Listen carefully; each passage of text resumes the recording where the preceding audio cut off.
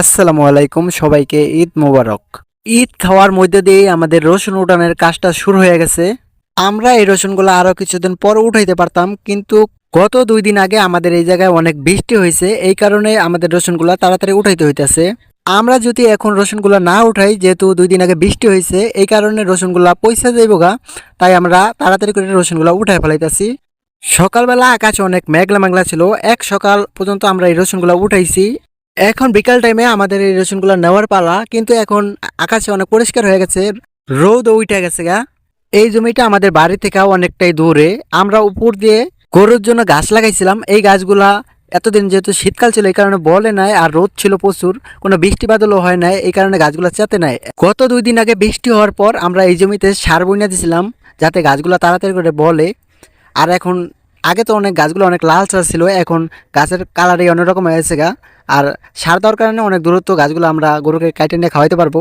আমাদের বাড়ির কাছে আরেকটা জমি আছে, ওইটাও সার দিয়ে দিছি, ওইটার গাছগুলো আরো বড় বড়। এটাটা যেহেতু একটু দেরিতে কাটছি, এই কারণে গাছগুলো আমাদের ছোট ছোট। শীতকালে এমনিই গাছ অনেকটা বলতে চায় না, এখন যেহেতু একটু গরমের সিজনে আবার অনেক তাড়াতাড়ি গাছগুলো বড় হয়ে যাবে আর কি। উপরের জমিতে গাছ লাগাইছিলাম আর নিচের জমিতে রসুন চাষ করেছিলাম। মাশাআল্লাহ, অনেকটাই ভালো রসুন হয়েছে, ফলন আলহামদুলিল্লাহ অনেকটাই ভালো হয়েছে। আমরা একটু ঘন ঘন লাগাইছিলাম, মনে করছি তেমন একটা ফলবো না, আলহামদুলিল্লাহ অনেকটাই আর কি ফলছে। রসুনগুলো অনেকটা ভালো হয়েছে। রসুনগুলো বাড়িতে নেওয়ার জন্য আটি বানতাছি, এই আটি বানতেই আমরা আর কি আমাদের বাড়িতে নিয়ে যাইমু। এই জমিটা আমাদের বাড়ি থেকে 2টা বিল পর, তারপর এই জমিটা 2টা বিলের মাঝখানে একটা খাল আছে, এই খালে কোনো ব্রিজ নাই, ব্রিজ দেয় নাই, হাক্কা দেওয়া।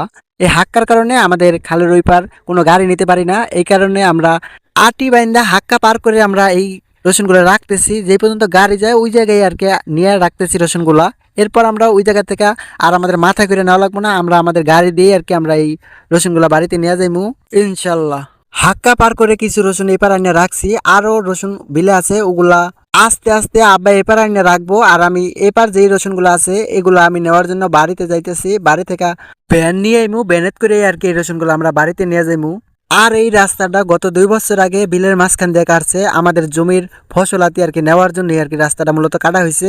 এই রাস্তার 2 পাশে হয়েছে জমি, মাঝখান দিয়ে রাস্তা। এই জায়গায় আইলে বর্ষার সিজনে দেখা যায় দোনো সাইডের পানি লাগে যে নদীর মতন।